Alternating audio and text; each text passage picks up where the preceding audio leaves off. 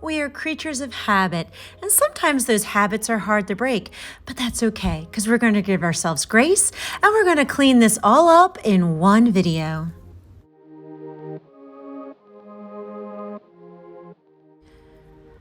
On this episode, we're going to be focusing on the master bedroom.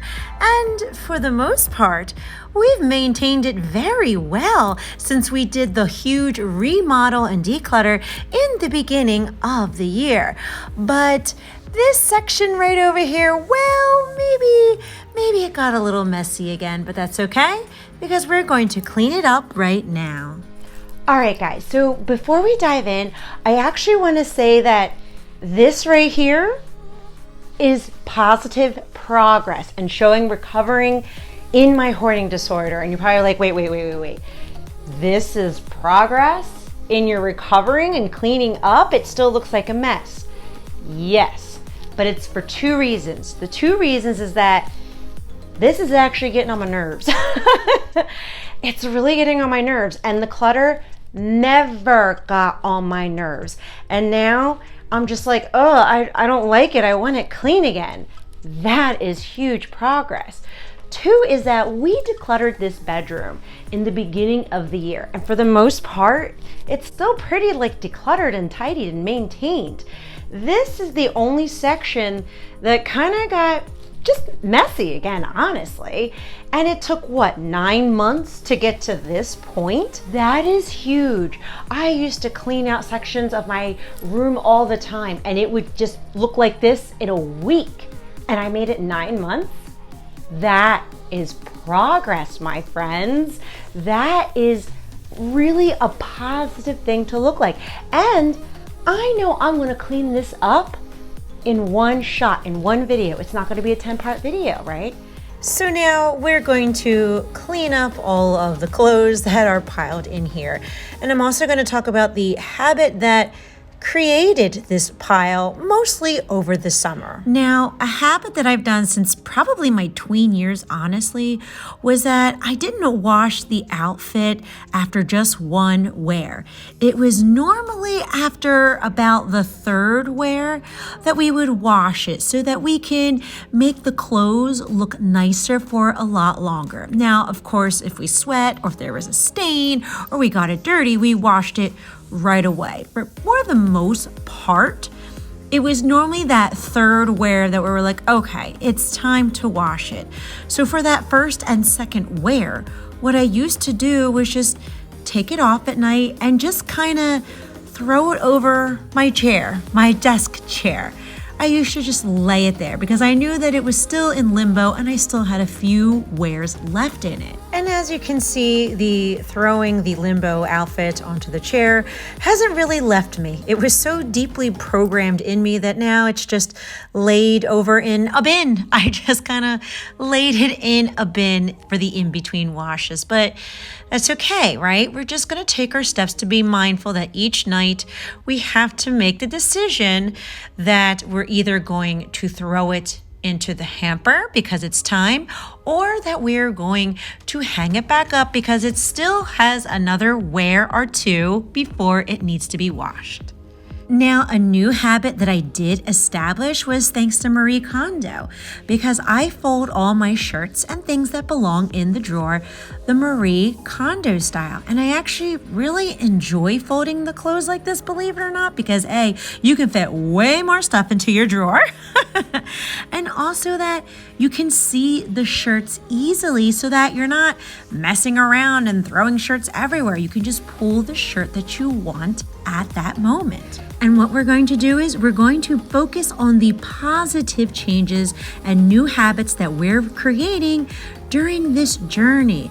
That is what keeps us motivated to keep going and not being stuck in a negative mindset where we're like, oh, woe is me, I can't seem to fix this. No, we're not going to be stuck in negative thinking. Another positive habit that we created was that my decision-making skills are so much stronger. I know everything that I'm touching right now is a tossy-tossy. We're going to recycle it. When before I would create like 5 different stories as to why I should hold on to it, and now I don't. I see it for what it is. I know we have to throw it out or we have to put it back where it belongs because we actually created homes for a lot of these places now.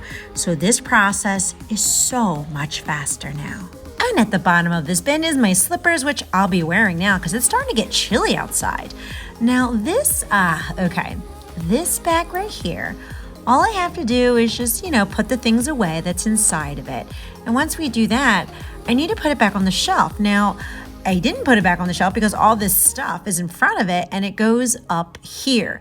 But all good, right? We're cleaning this section out. I'll be able to put this away because the space will be open. And at the bottom of this bag, it's a little dirty, so I want to make sure that we're wiping it out clean before we officially put it away up in the closet shelf. And I'm going to take the bin and put it into the basement so that I'm not tempted to make it a clothes landing area again. And moving on, I see a very easy tossy. I also see some more laundry that I have to get done. And my beloved unicorn pillow, which I'll put onto the bed.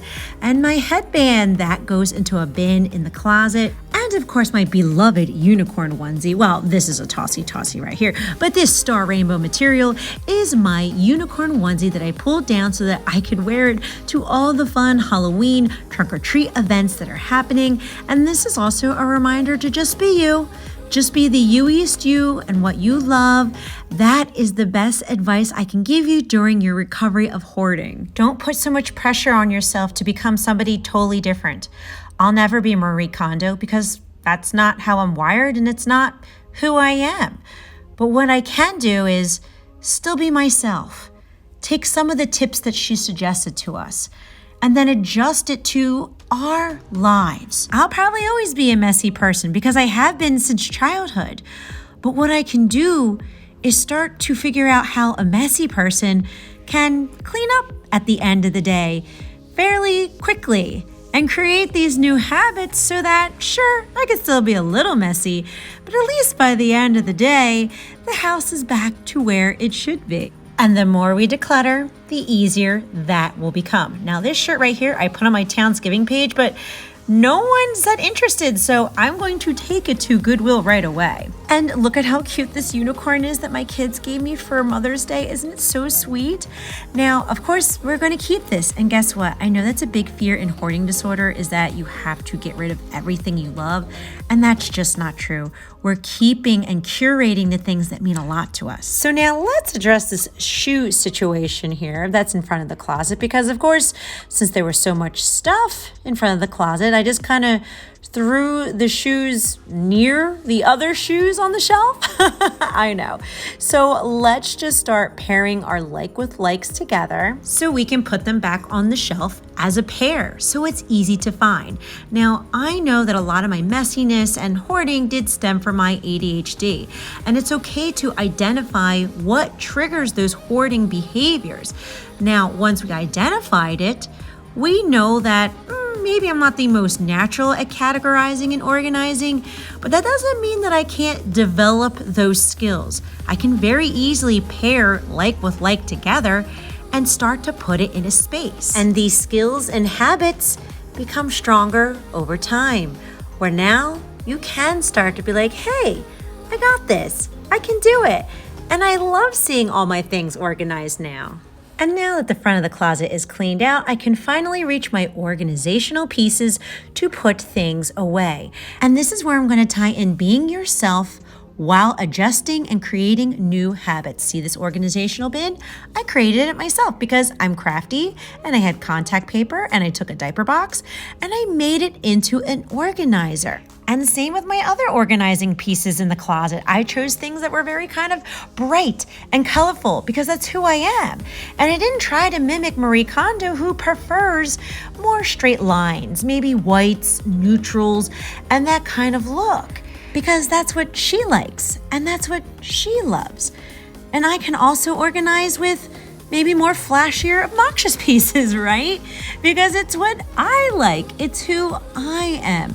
And by me not changing who I was at my core, decluttering and organizing became much more enjoyable. It became another expression of my creative self, of how can I make this closet look neat and tidy, but also represent the fun side of myself as well. And I wanted to share this with everyone because I finally come to a place where I have accepted myself. For so many years, I was trying to be somebody else. I was trying to be this person who was perfectly organized and neat and tidy and maybe kind of a type A personality, but that's not who I am, right? I'm type C. I'm creative and carefree and didn't really mind clutter for a while.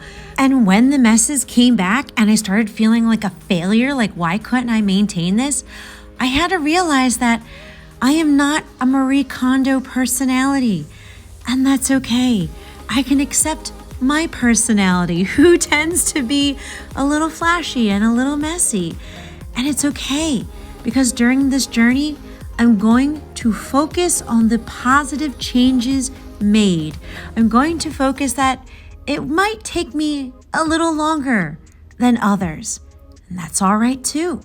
And we need to give each other and ourselves a little grace in this little thing called life, especially when you are changing lifelong habits and mentalities. And I'm here to tell you that if you are struggling with hoarding disorder, you absolutely can change and heal too. You're going to do it your way, and that way is going to be perfect. And I want you to know that we will always be here to cheer you on. We will always be here to encourage and support each other during our journeys.